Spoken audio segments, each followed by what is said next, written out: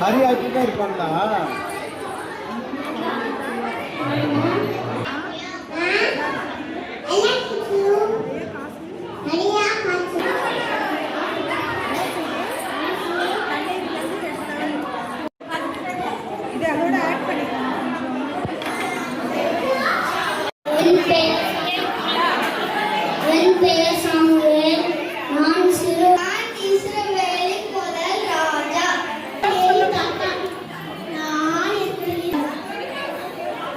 என் பேர் இஸ்ரவேலின் ராஜா.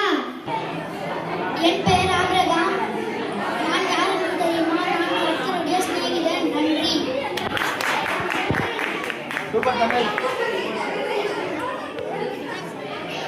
நான் ஆபிரகாமின் முதல் மனைவி. என் பெயர் சாராய். நன்றி.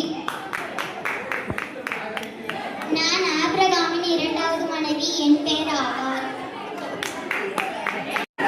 என் பெயர்